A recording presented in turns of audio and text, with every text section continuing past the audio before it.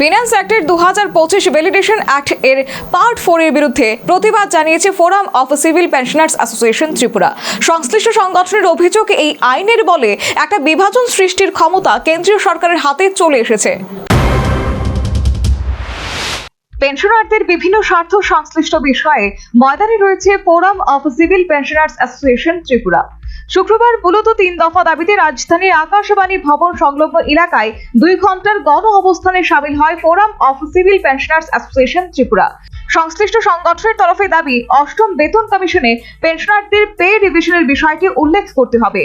তাছাড়া finance অ্যাক্টের 2025 division act এর part 4 আইনে বলে একটা বিভাজন সৃষ্টির ক্ষমতা কেন্দ্রীয় সরকারের হাতে চলে এসেছে। 21শে মার্চ 2025 যে ফিনান্স অ্যাক্ট পাস হলো, সেখানে পার্ট 4 এ ভ্যালিডেশন অ্যাক্ট গভর্নমেন্ট পাস করেছে কেন্দ্রীয় সরকার। আমরা তার বিরুদ্ধে প্রথমত আমরা প্রতিবাদ জানাচ্ছি এবং আমরা দাবি জানাচ্ছি এই ভ্যালিডেশন অ্যাক্ট উজ্জ্ব করতে হবে, এটাকে প্রত্যাহার করতে হবে। এই কারণে এর মাধ্যমে পেনশনারদের মধ্যে একটা বিভাজন সৃষ্টির ক্ষমতা কেন্দ্রীয় সরকারের হাতে চলে এসছে, এটা আমরা এই কারণে এটা বিরোধিতা করছি। দ্বিতীয় যে দাবি সেটা হচ্ছে, এইবার যে 8ম বেতন কমিশন গঠিত হলো, এর আগে যে 7ম বেতন কমিশন পর্যন্ত ছিল, প্রত্যেকটা বেতন কমিশনে সেখানে পেনশনারদের পেনশন রিভিশনের কথাটা পরিষ্কারভাবে উল্লেখ করা ছিল। কিন্তু এইবারেই প্রথম 8ম বেতন কমিশনে যারা এক্সিস্টিং পেনশনার, তাদের পেনশন রিভিশনের ব্যাপারে কোনো বক্তব্য রাখা হয়নি। আমরা বলছি 8ম বেতন কমিশনের যে বিচার্য বিষয় বা টার্মস অফ রেফারেন্স, সেটা মডিফাই করে সেখানে পেনশনারদের পেনশন রিভিশনের ব্যাপারটা সুস্পষ্টভাবে সেটাকে ঢোকাতে হবে। এছাড়াও সংশ্লিষ্ট সংগঠনের তরফে দাবি, এলআইসি, বিএসএনএল এর মতো কেন্দ্রীয় সরকার অধিকৃত সংস্থাগুলি পে রিভিশন করার জন্য প্রয়োজনীয় সিদ্ধান্ত গ্রহণ করতে হবে।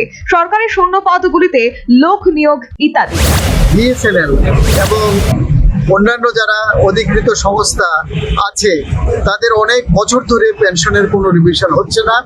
আমরা বলছি তাদেরও পেনশন ন্যায্যভাবে রিভিশন করতে হবে এবং এই ক্ষেত্রে কোনো বিমাতৃসুলভ আচরণ করা যাবে না।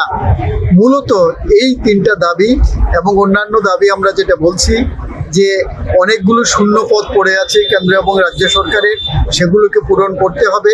বেকার সমস্যার যে সমাধান, সেটা যদি করা হয় তাহলে শূন্য পদগুলো পূরণ হবে। আমরা সেটাও দাবি জানাচ্ছি। শুধু আমাদের দাবির মধ্যে আমরা কেন্দ্রীভূত থাকছি না। সেই সাথে সংগঠনের তরফে 4টি কেন্দ্রীয় শ্রম কোড বাতিলের দাবি জানানো হয়। তাদের বক্তব্য, 4টি শ্রম কোডের বলে দেশে শ্রমিক শোষণ বাড়বে। Bureau report, news vanguard.